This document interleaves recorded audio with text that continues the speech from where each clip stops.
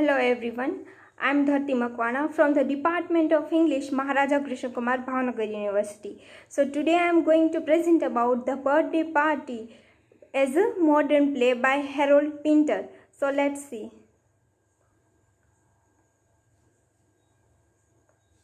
Harold Pinter, who was born on 1930 and died on 2008, and he was a playwright, director, actor, poet, and a social activist. So he was also a Nobel laureate of 2005. And his play noted for non-conformist stance and political undertone, and he defined conventional tropes of literary writing, open-ended plot and sequence, and ambiguous themes in his plays. So the sequence and silence, pauses, and which is all the aspects we can find in the work of Pinter, like the betrayal, the room, the homecoming, the birthday party. As a homecoming is also a famous work of Pinter, as your writing absolutely fascinated me, as Noel Coward has said that. So he was also fascinated by this work, The Homecoming. And here are some of the modern aspects of the play, is why the birthday party has a modernist, you can say, the aspects or elements. So the inherent ambiguity of human nature. Here the character feels threatened by unable forces, so they can feel that the inherent ambiguity of the human nature, and so the categorization and acquires never levels of significance, and there is also illogical characters motivated by unknown reasons, like there is a Stanley, Meg, Lulu. There is a sometimes they have no any reason for doing such a things, still they are doing illogical things, or which can we say that no, it's like meaningless, like a fear generated by the looming menace of the contributor to the elements of humor, like truth posed as a construct, and the play explore the shifting realm of reality. So here the question is that what is the comedy of menace? So here the answer of this question is like the tragedy with a comic elements, that called as a comedy of menace. So who has coined this term?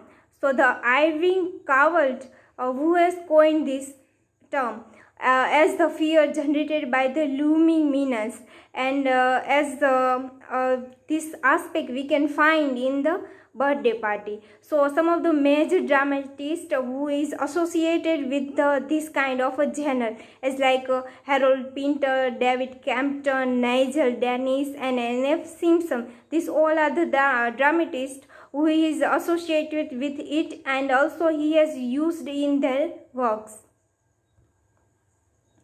So the birthday party as a comedy of menace. How can we find the comedy of menace in birthday party? So the hints of menace permits the play, as like Pinter did not believe in such a categorization.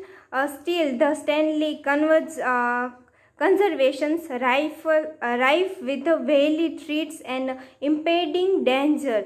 So this can be found in this play, as the Pinter has asserted in their work, as some kind of characters are threats, and they are in a danger at like as like the Stanley is in this play, as nevertheless the play exhibit the traits of comedy of menace. So Stanley sometimes also the helplessness they feel, like some of the characters are also like helpless. The Goldberg, but why it is that before you do a job you are all over the place, and when you are doing the job you are as a cool as a whistle. So like this sentence as told by the Goldberg to Stanley about their job. So this sentence also indicate the comedy of Minas in this play. So another one is the Pinterian silence and pauses. How the Pinterian silence and pauses we can find in this play. So the Pinterian silence and the pauses as like a deeper significance of action. So the painter's pauses and silence also asserted the significance which create from the deeper actions which is done by the character in their place, as like the silence enhance the menace and the inability to communicate, which is also indicate the character of Stanley, as like Stanley's mysterious past is hinted at by his poses, and he was also won't be able to communicate properly, and they always he wants to remain silent in some of the acts. As some of the literary elements of the play as like fluidity of identity. The fluidity of identity we can find in the Pinterian pauses and Pinterian silence, as like it become a major trope in Pinterian plays, and it misleading of Meg by Goldberg and Macon, as like Stanley is almost maniacal in his attempt to hide his identity, as like always he is changing their names at every places, like same the various names adopted by the Goldberg. So the even character knows his ulterior motives, and the Goldberg and Macon deliberately they mislead Meg regarding their identity, and the Goldberg's past also appears more like careful cultivated fable, and this is all about it. And so the because of it the Goldberg always change their name at every places. It's like another one is apathy and changes. So how can we say that apathy and changes which had taken a place in the play? So the Meg's comforting web of deceit, that means the Meg Akbar change and remain comforting web of deceit, as like she become a symbol of fixity. Meg and Lulu also indicate this. So the house become an extension of Meg's self and unwillingness to change, like their life become an endless cycle of repetitive patterns. Like same the PT and Meg's monotonous life also asserted this kind of or also represent this kind of monotonous acts, like Meg's relationship with the PT also remain stand throughout in the play. Another one is misogyny and violence. So how can we say that characters are dealing with the misogyny and violence, such a kind of things? So the character seems to advocate the absolute chaos by their inconsistent words and actions.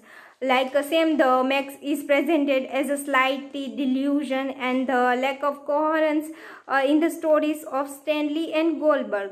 So the confusion is created deliberately so as to mask the truth. So how can the truths come out afterwards? Some kind of a struggle and some of the critical situation. So the Stanley is rude and dismissive towards Meg. This we can agree with it, because whenever the Stanley comes in front of the Meg, at the time Meg who wants to convince him to talk with her, as like it is hinted that Stanley is being hunted for a crime that is related to women, as like Lulu become an object for the sexual gratification by the some of the characters from the play, as like Stanley is rude and dismissive toward Meg. That is also indicate the this kind of a sexual gratification, or the female characters are not portrayed in a positive light. That means it's not a good condition. Is like Pinter has not narrated, and he has not given the power and the freedom to female character as has given to the man. So this is, we can find the patriarchy society, or also the male has a dominant space and female are marginalized. So the Goldberg deliberately devises Meg. So the Lulu becomes object for sexual gratification, and the two female characters are marginalized and reduced to the level of stereotypes. Like Sam, Meg is demonized, and Lulu is portrayed as the brainless sex doll. Like female characters are in that way portrayed by Pinter. So now I'm came to the conclusion that what I have understand, and what I'm going to present, and what I have presented. So the play ends on a note of ambivalence. We can find the ambivalence in the play, and we also can say that is this play is a fact or fantasy. So you can give the answer of this question. So the Pinter deliberately leaves the play open-ended, and the fluidity and narration and action which is we can find in this play by the Pinter, as I have already said, that and indicate level of identity that can be found in the contemporary world as well. So the remain a truth literary classic. So we can say that how the truth work well, or how the characters are indicate their situation, and how they have a different personality with the associated with the society. So it also indicate the how this kind of people are living in that kind of society. So the this is the all about the birthday party. So this is the citations, and thank you all of you.